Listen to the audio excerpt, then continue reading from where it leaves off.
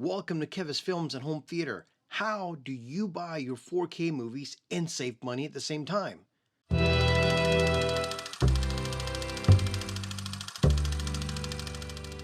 Today I want to tell you what I do to save money when I'm buying 4Ks, or in any case, any physical media.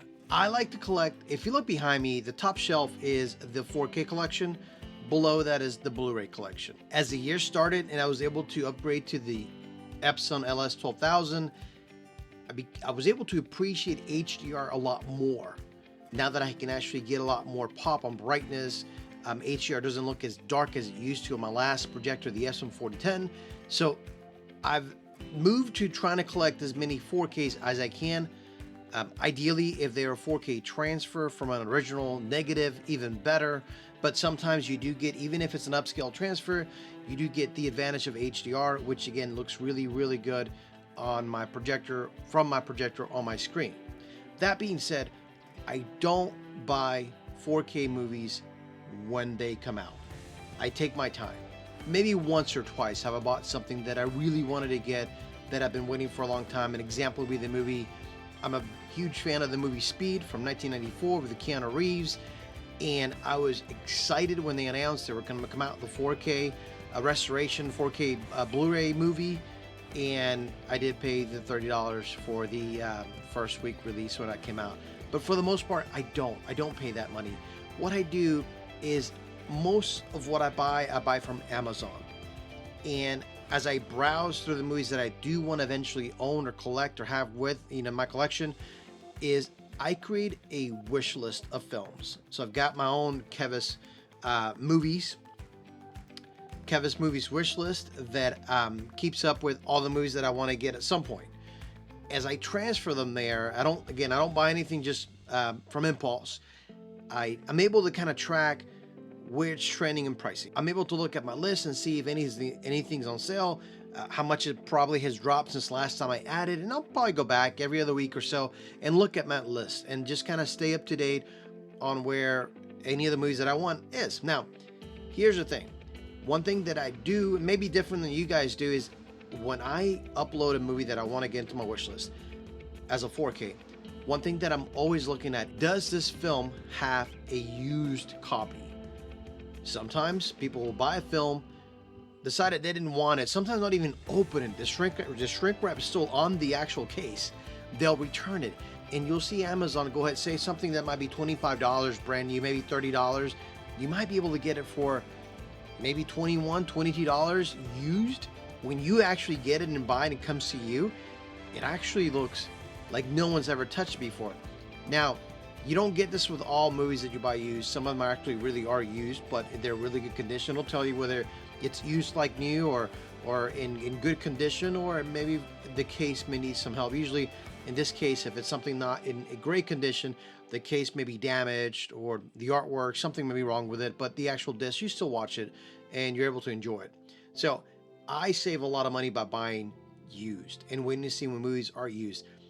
Case in point, I believe there is a steel book of the movie Drive with Ryan Gosling, and that movie tends to fluctuate between $32 to $45, maybe $50.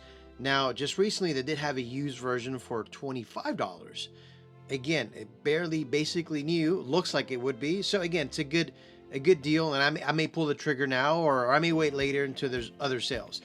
Moving into that, what I like to do too is once I get everything in there in my wish list, is that Amazon being my primary place of buying anything, I'll wait for the sales, for the deals. A few times a year they'll have Prime Day deals. A few times a year they'll throw 3 for 33 4K movies out there. A few times a year, or actually towards the end of the year, they'll have Black Friday deals. Again, if you're patient and you're able to wait, you're gonna get some good deals, and you're not paying that top ticket price once the movie comes out. I try to keep up too with actually some physical media YouTube channels that specifically are physical media related. In this case, you can go to Movies 365, I believe. I'll put a link down below, but he'll review basically anything and everything that comes out. And if you follow their channel on YouTube, on their community section, they'll alert you, hey, listen, there's some Amazon deals here, and I keep up with that. So whenever there is a deal, I can kind of go back, hey, listen, let me go to my list. It looks like this movie's in. Let me go ahead and buy it, or add something that I didn't have on my list because they're saying, hey, listen, this is going to be a good deal. Go ahead and put it on your list. Some of the other things that I do too is that I don't mind buying used movies elsewhere other than Amazon. And that being the case, I live in Atlanta, in the United States, and there are some pretty big cities out here where you can still find some used places to go buy used movies or Blu-rays. You can pretty much in any Goodwill be able to go out there and hunt for actual Blu-rays. I don't buy DVDs anymore, but Blu-rays, if they're in good condition and it's something that I really want to watch, I mean, for $2.50, basically it's what it is. It's better than renting the movie. I'll go ahead and get it. If I don't want it, I'll trade it up for something else later. I'll just give it back and donate it back to Goodwill. Other stores that are around here, like Secondhand Charles, they have multiple locations in the United States. They tend to have a lot of Blu-rays and DVDs and sometimes 4Ks. The only thing is that I've never really found them to be really fair in pricing. It feels like you're buying something almost at a new price in Amazon. So proceed with caution when you go there. And then I found a store here locally not too far from me called CD Warehouse, where they do carry about 100 used 4K Blu-rays, and they're actually very well priced. Now, unfortunately, they don't have a massive, a lot of movies that come in. You know, sometimes it might be another month until another good batch of good 4K movies comes in to buy, but it's out there. Just telling you guys to kind of just expand outside the box. There are places to go out and buy movies beyond just Amazon.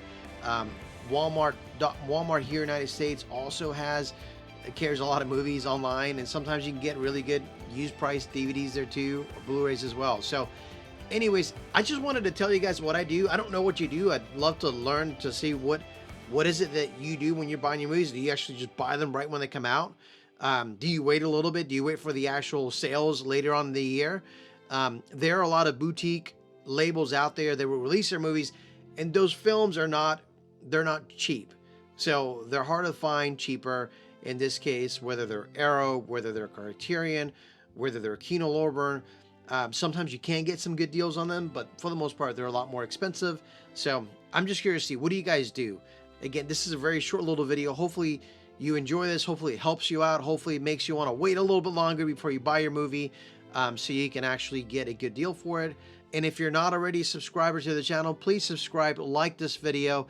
That way you keep up with anything home theater related and movies in general.